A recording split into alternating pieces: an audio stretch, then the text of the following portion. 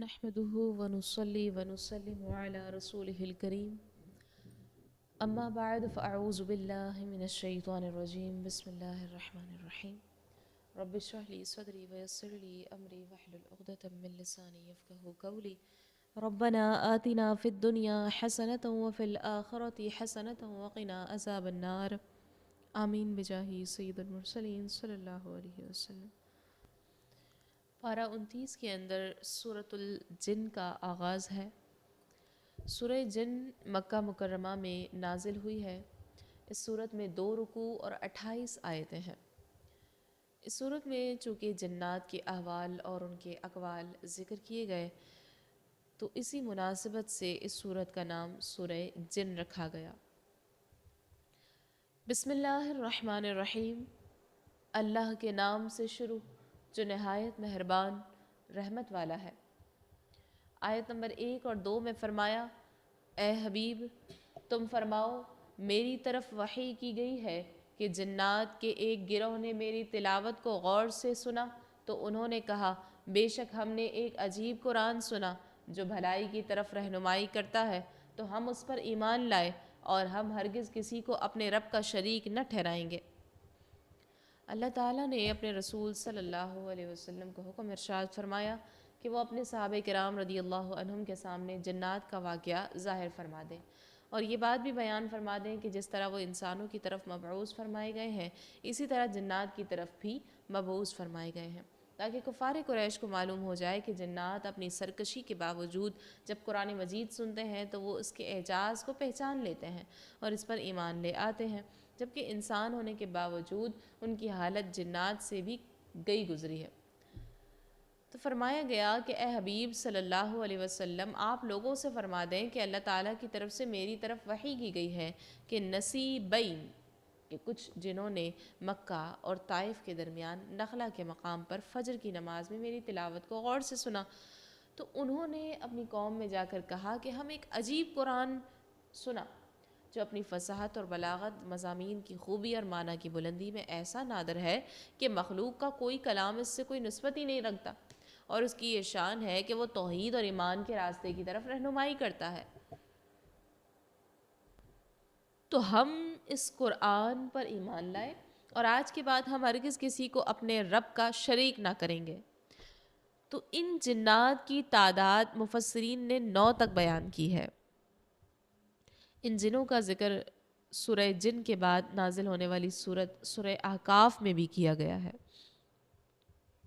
آگے آیت نمبر 3 تا 5 میں فرمایا، اور یہ کہ ہمارے رب کی شان بہت بلند ہے، اس نے کوئی بیوی اور بچہ نہ بنایا، اور یہ کہ ہم میں سے کوئی بے وقوف ہی اللہ پر حد سے بڑھ کر بات کہتا تھا، اور یہ کہ ہم نے یہ خیال کیا تھا کہ آدمی اور جن ہرگز اللہ پر جھوٹ نہ باندھیں گے۔ ان دونوں آیت کریمہ کا خلاصہ یہ ہے کہ جب جنات نے قرآن سنا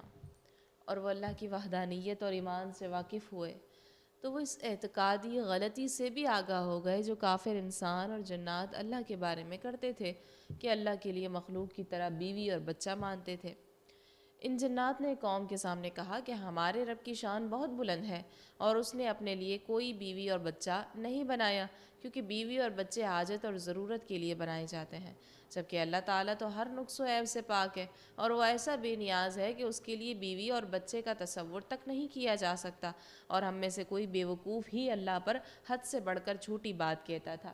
اور اس کے لیے شریک اور اولاد اور بیوی بتا کر بے ادبی کرتا تھا، اور ہم نے تو یہ خیال کیا تھا کہ آدمی اور جن ہرگز اللہ پر جھوٹ نہ باندھیں گے اور اس پر بہتان نہیں لگائیں گے، اس لیے ہم ان کی ان تمام باتوں کی تصدیق کرتے تھے جو کچھ وہ اللہ کی شان میں کہتے تھے، اور ان کی پیروی میں رب تعالیٰ کی طرف بیوی اور بچے کی نسبت کرتے تھے، یہاں تک کہ قرآن کریم کی ہدایت سے ہم پر ان کا جھوٹ اور بہتان ظاہر ہو گیا۔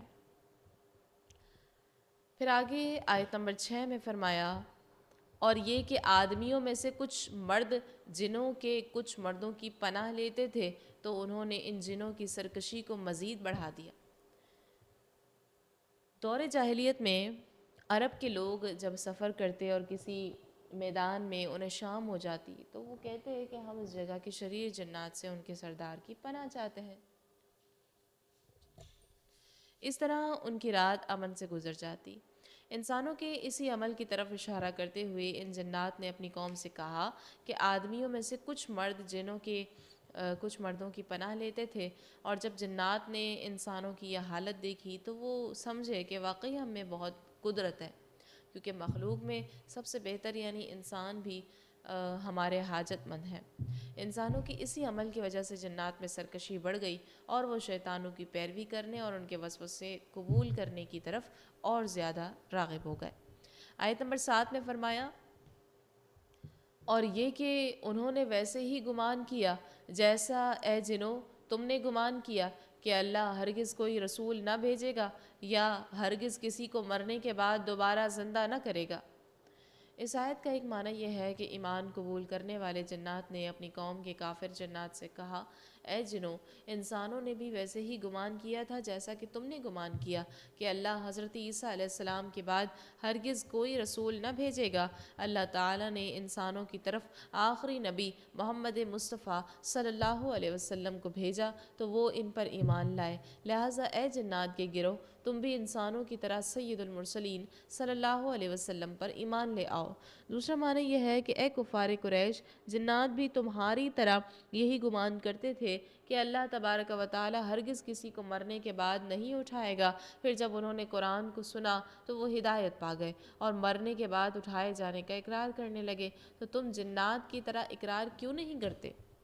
آیت نمبر 8 اور 9 میں فرمایا، اور یہ کہ ہم نے آسمان کو چھوا تو اسے پایا کہ سخت پہرے اور آگ کی چنگاریوں سے بھر دیا گیا ہے، اور یہ کہ ہم پہلے آسمان میں سننے کے لیے کچھ بیٹھنے کی جگہوں پر بیٹھ جایا کرتے تھے، پھر اب جو کوئی سنے وہ اپنی طاق میں آگ کا شعلہ پائے گا۔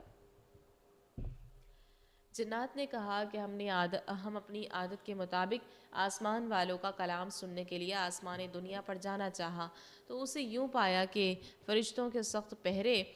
اور آگ کی چنگاریوں سے بھر دیا گیا ہے، تاکہ جنات کو آسمان والوں کی باتیں سننے کے لیے آسمان تک پہنچنے سے روکا جائے۔ حالانکہ ہم رسول اللہ صلی اللہ علیہ وسلم کی تشریف آوری سے پہلے آسمان میں فرشتوں کی باتیں سننے کے لیے پہرے اور آگ کی چنگاریوں سے خالی کچھ جگہوں پر بیٹھ جایا کرتے تھے، اور نبی کریم صلی اللہ علیہ وسلم کی تشریف آوری کے بعد وہ جگہیں بڑھ دی گئیں، لہٰذا اب جو کوئی سننے کی کوشش کرے گا تو وہ اپنی طاق میں ستارے کی صورت میں آگ کا شعلہ پائے گا جس سے اس کو مارا جائے۔ حضرت عبداللہ بن عباس رضی اللہ عنہ فرماتے ہیں،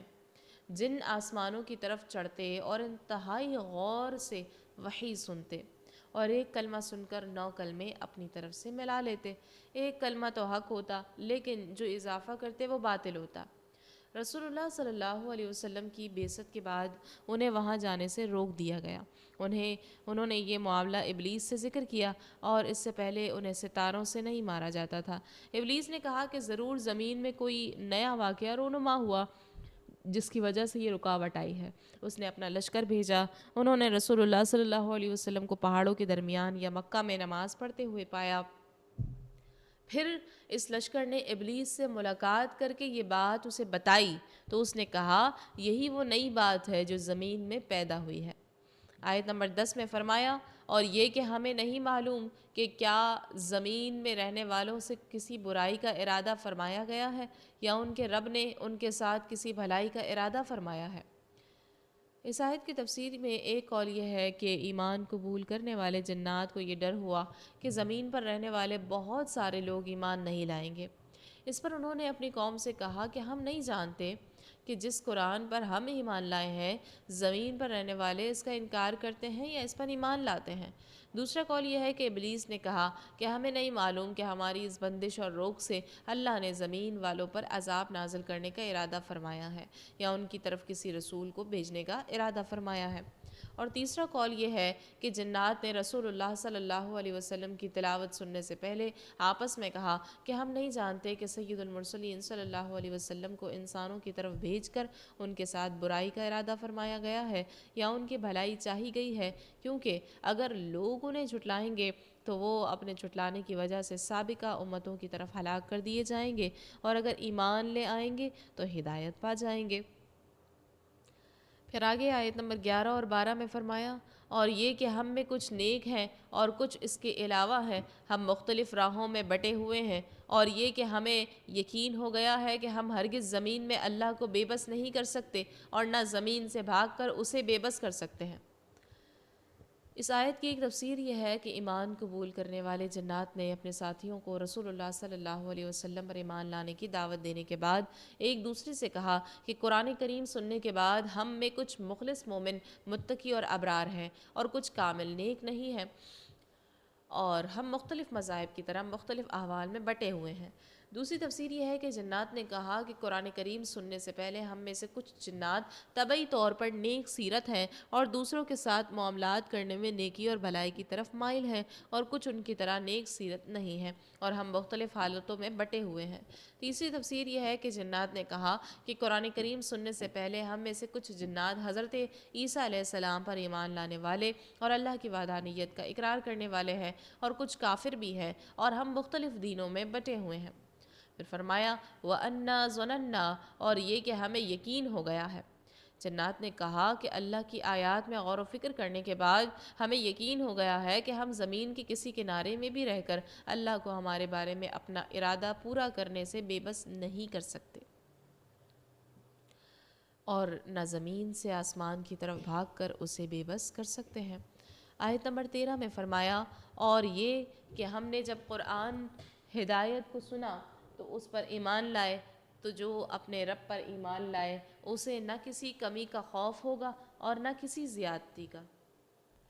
ایمان قبول کرنے والے جنات نے اپنے ساتھیوں سے کہا کہ ہم نے جب اس قرآن پاک کو سنا جو سب سے سیدھی راہ دکھاتا ہے، تو ہم کسی تاخیر اور شک کے بغیر فوراً اس پر اور اللہ تعالیٰ پر ایمان لے آئے اور رسول کریم صلی اللہ علیہ وسلم کی رسالت کی تصدیق کر دی۔ تو جو اپنے رب پر اور جس قرآن کو اس نے نازل کیا اس پر ایمان لائے، تو اسے نیکیوں یا ثواب کی کسی کمی کا خوف ہے اور نہ بدیوں کی کسی زیادتی کا ڈر ہے۔ تو اے ہمارے ساتھیوں،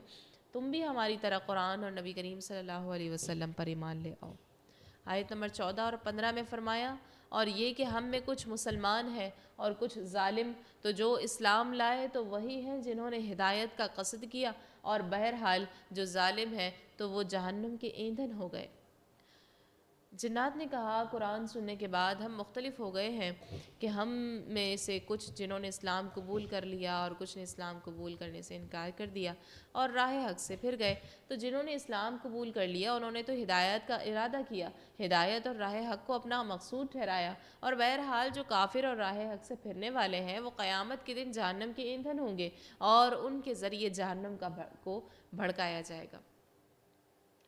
فرمایا گیا فَكَانُوا لِجَهَنَّمَ حَطَبًا، تو وہ جہنم کے ایندھن ہو گئے۔ اس آیت سے ثابت ہوتا ہے کہ کافر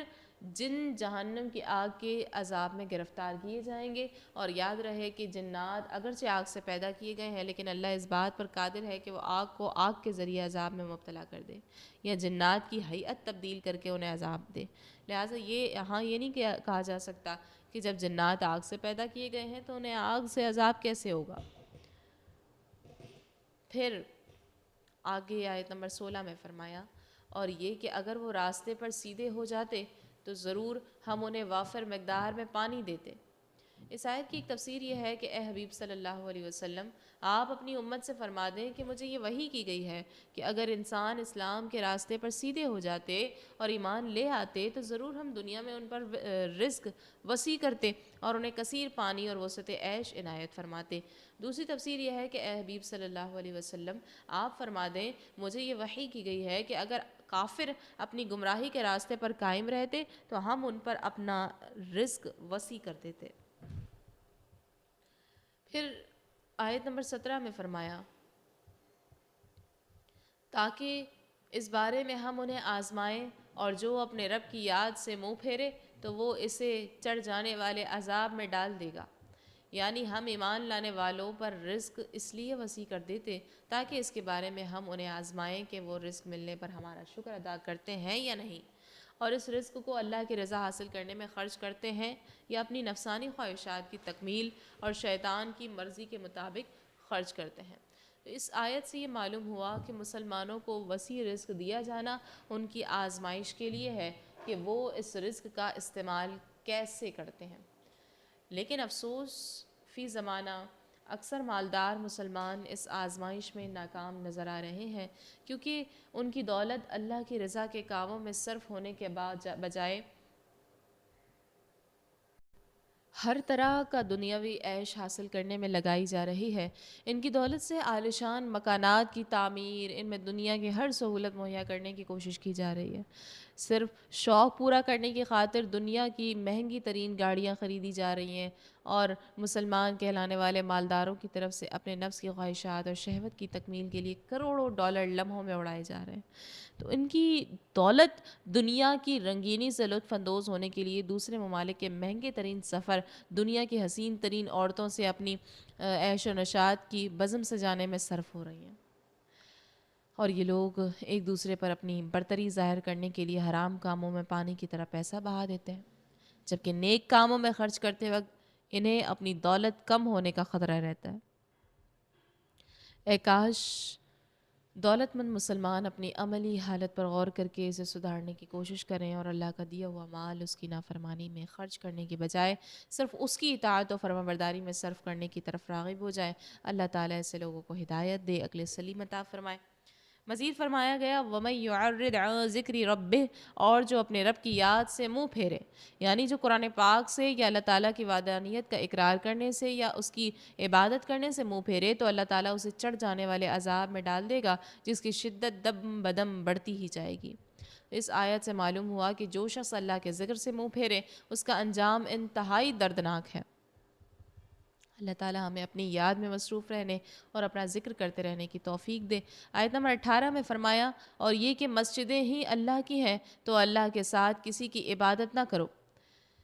یعنی میری طرف وحی کی گئی ہے کہ جو مکان بطور خاص نماز ادا کرنے اور اللہ کے ذکر کے لیے بنائے گئے ہیں ان کا مالک اللہ تعالیٰ ہی ہے۔ لہٰذا اے مسلمانوں، جب تم ان مسجدوں میں جاؤ تو اللہ کے ساتھ کسی اور کی عبادت نہ کرو، جیسا کہ یہودیوں اور عیسائیوں کا طریقہ تھا کہ وہ اپنے گرجاؤں اور عبادت خانوں میں شرک کرتے تھے۔ اس آیت کو لے کر بعض جاہل لوگ یا رسول اللہ پکارنے کو حرام قرار دیتے ہیں، حالانکہ نبی کریم صلی اللہ علیہ وسلم کو تو مسجد میں عین حالت نماز میں پکارا جاتا ہے۔ جب السلام علیکہ یا ایہا النبی کہا جاتا ہے، آیت میں پکارنے سے مراد معبود بنا کر پکارنا ہے، نہ کہ کسی بھی طرح کسی کو بھی پکارنا منع ہو جائے۔ اس آیت سے 3 باتیں معلوم ہوئیں۔ وقف اور احترام کے حکام میں تمام مسجدیں برابر ہیں، اگرچہ بعض مساجد نماز ادا کرنے پر ملنے والے اجر و ثواب میں فرق ہے۔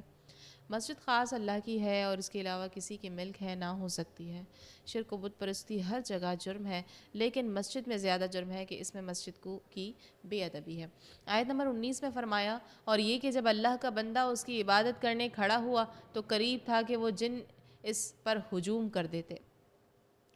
یعنی میری طرف یہ وحی کی گئی ہے کہ جب اللہ تعالیٰ کے بندے محمد مصطفیٰ صلی اللہ علیہ وسلم نخلا کے مقام پر فجر کے وقت میں نماز پڑھنے کے لیے کھڑے ہوئے تو قریب تھا کہ وہ جن قرآن سننے کے لیے رش کرنے کی وجہ سے ایک دوسرے کے اوپر چڑھ جائیں، کیونکہ انہیں نبی کریم صلی اللہ علیہ وسلم کی عبادت، تلاوت اور آپ صلی اللہ علیہ وسلم کے صحابہ کرام رضی اللہ عنہم کے قیام، رکوع اور سجود میں آپ کی اقتداء انتہائی عجیب اور پسندیدہ معلوم ہوئی۔ اس سے پہلے انہوں نے کبھی ایسا منظر نہ دیکھا تھا اور نہ ہی ایسا بے مثل کلام سنا تھا۔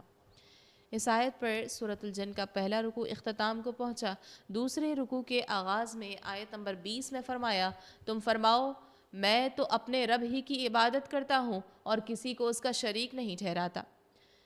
کفار مکہ نبی کریم صلی اللہ علیہ وسلم سے کہا کہ بے شک آپ بہت بڑا حکم لے کر آئے ہیں، آپ اس سے رجوع کر لیں تو ہم آپ کو بچا لیں گے۔ اس پر اللہ تعالیٰ نے اپنے رسول صلی اللہ علیہ وسلم سے ارشاد فرمایا کہ اے حبیب صلی اللہ علیہ وسلم آپ ان سے فرما دیں کہ میں تو اپنے رب ہی کی عبادت کرتا ہوں اور کسی کو اس کا شریک نہیں ٹھہراتا، اور یہ کوئی ایسا نیا اور ناپسندیدہ کام نہیں ہے جس کی وجہ سے تم تعجب کر رہے ہو۔ آیت نمبر 21 اور 22 میں فرمایا تم فرماؤ بے شک میں تمہارے لیے کسی نقصان اور نفع کا مالک نہیں ہوں، تم فرماؤ یقیناً ہرگز مجھے اللہ سے کوئی نہ بچائے گا اور ہرگز اس کے سوا کوئی پناہ نہ پاؤں گا۔ آپ عرب کے ان مشرکین سے فرما دیں جو آپ کی نصیحت آپ کی طرف پھیر رہے ہیں کہ میں تمہارے کسی دینی اور دنیاوی نفع نقصان کا مالک نہیں، کیونکہ ان چیزوں کا حقیقی مالک وہ اللہ ہے جو ہر چیز کا مالک ہے۔ آگے آیت نمبر 23 میں فرمایا مگر میرا کام اللہ کی طرف سے تبلیغ اور اس کے پیغامات پہنچانا ہے، اور جو اللہ اور اس کے رسول کا حکم نہ مانے تو بے شک اس کے لیے جہنم کی آگ ہے جس میں ہمیشہ ہمیشہ رہیں گے۔ اس آیت کا معنی یہ ہے کہ اللہ تبارک و تعالیٰ نے اپنے رسول صلی اللہ علیہ وسلم سے ارشاد فرمایا کہ اے حبیب صلی اللہ علیہ وسلم، آپ مشرکین سے فرما دیں کہ میں تمہارے نفع اور نقصان کا مالک نہیں، البتہ میرا کام یہ ہے کہ میں تمہیں ان چیزوں کی تبلیغ کر دوں جن کی تبلیغ کرنے کا مجھے اللہ نے حکم دیا ہے، اور تم تک اللہ کے وہ پیغامات پہنچا دوں جو اس نے مجھے دے کر تمہاری طرف بھیجا ہے، اور جہاں تک ہدایت اور گمراہی کا تعلق ہے تو اس کا اختیار مخلوق میں سے کسی کے پاس نہیں، بلکہ صرف اللہ کے پاس ہے، وہ جسے چاہے ہدایت دے اور جسے چاہے گمراہ کرے۔ اور جو توحید کے معاملے میں اللہ اور اس کے رسول کی یوں نافرمانی کرے گا کہ انہوں نے جس چیز کا حکم دیا اور جس چیز کی طرف بلایا اس پر عمل کرنے کی بجائے شرک کرنے لگے تو بے شک ان کے لیے جہنم کی آگ ہے جس میں وہ ہمیشہ ہمیشہ رہیں گے۔ آیت نمبر 24 میں فرمایا، یہاں تک کہ جب وہ اسے دیکھیں گے جس کی انہیں وعید سنائی جاتی تھی تو جلد جان جائیں گے کہ کس کا مدد کمزور ہے اور کس کی تعداد کم ہے، یعنی وہ اپنے کفر پر جمے رہیں گے یہاں تک کہ جب قیامت کے دن اس عذاب کو دیکھیں گے جس کا انہیں وعدہ دیا جاتا ہے تو اس وقت جان جائیں گے کہ کافر کے مددگار کمزور ہیں، اور یہ کہ ان کے مددگاروں کی تعداد کم ہے یا مومن کے۔ مراد یہ ہے کہ اس دن کافر کا کوئی مددگار نہ ہوگا اور مومن کی مدد اللہ اور اس کے انبیاء کرام علیہ السلام اور فرشتے سب فرمائیں گے۔ آیت نمبر 25 میں فرمایا، تم فرماؤ میں نہیں جانتا کہ جس کی تمہیں وعید سنائی جاتی ہے وہ نزدیک ہے یا میرا رب اس کے لیے ایک وقفہ کرے گا۔ جب مشرکین نے اس سے پہلے والی آیت میں دیے گئے وعدے کو سنا تو نضر بن حارث نے کہا کہ جس کا آپ ہمیں وعدہ دے رہے ہیں یہ کب پورا ہوگا؟ اس کے جواب میں یہ آیت نازل ہوئی اور فرمایا گیا کہ اے حبیب صلی اللہ علیہ وسلم، آپ ان مشرکین سے فرما دیں کہ قیامت کے دن اس عذاب کا واقع ہونا تو یقینی ہے، البتہ میں اللہ کے بتائے بغیر یہ نہیں جانتا کہ وہ نزدیک ہے یا میرا رب اسے نازل کرنے کے لیے ایک وقفہ کرے گا۔ یاد رکھیے کہ اللہ تعالیٰ کے بتانے سے رسول اللہ صلی اللہ علیہ وسلم کو قیامت واقع ہونے کے وقت کا علم ہے، اور اس کی دلیل وہ تمام احادیث ہیں جن میں رسول اللہ صلی اللہ علیہ وسلم نے قیامت کی علامت اور نشانیاں بیان فرمائیں، حتیٰ کہ مہینہ، دن اور وقت بھی بتا دیا جس میں قیامت قائم ہوگی۔ آیت نمبر 26 اور 27 میں فرمایا، غیب کا جاننے والا اپنے غیب پر کسی کو اطلاع نہیں دیتا سوائے اپنے پسندیدہ رسولوں کے کہ ان کے آگے پیچھے پہرے دار مقرر کر دیتا ہے۔ اللہ تعالیٰ غیب کا جاننے والا ہے تو وہ اپنے اس غیب پر جس کا علم اس کے ساتھ خاص ہے اپنے پسندیدہ رسولوں کے علاوہ کسی کو کامل اطلاع نہیں دیتا، جس سے حقیقت حال مکمل طور پر منکشف ہو جائے اور اس کے ساتھ یقین کا اعلیٰ درجہ حاصل ہو، اور رسولوں کو ان میں سے بعض غیوب کا علم کامل اطلاع اور کشف تام کے ساتھ اس لیے دیتا ہے کہ وہ علم غیب ان کے لیے معجزہ ہو، اور اللہ تعالیٰ ان کے رسول کے آگے پیچھے پہرے دار فرشتے مقرر کر دیتا ہے جو شیطان کے اختلاط سے ان کی حفاظت کرتے ہیں۔ آیت نمبر 28 میں فرمایا، تاکہ اللہ دیکھ لے کہ بے شک انہوں نے اپنے رب کے پیغامات پہنچا دیے ہیں اور اللہ نے وہ سب کچھ گھیر رکھا ہے جو ان کے پاس ہے، اور اس نے ہر چیز کی گنتی شمار کر رکھی ہے۔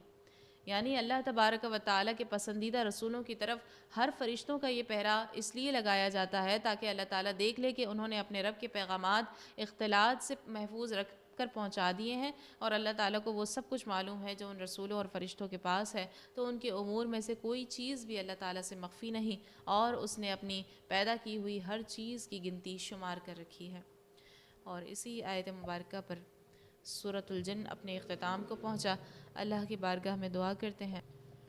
یا الہ العالمین، اے رب العالمین، ہمیں قرآن کو سننے، سمجھنے، اس پر عمل کرنے کی توفیق عطا فرما، ہمارے دلوں کو ہدایت کے لیے کھول دے۔ اے رب کریم، ہمیں خالص توحید پر قائم رکھ، ہمیں ہر قسم کے شرک اور گمراہی سے بچا۔ اے اللہ، ہمیں اپنی رسالت کی سچائی پر مضبوط ایمان عطا فرما، ہمیں غیب کے معاملات میں تجھ پر کامل بھروسہ کرنے والا بنا۔ اے رب العالمین، ہمیں ہدایت اور ثابت قدم رکھ، ہمارا خاتمہ ایمان اور تیری رضا پر فرما۔ آمین یا رب العالمین، بجاہ سید المرسلین صلی اللہ علیہ وسلم، وما علینا الا البلاغ المبین۔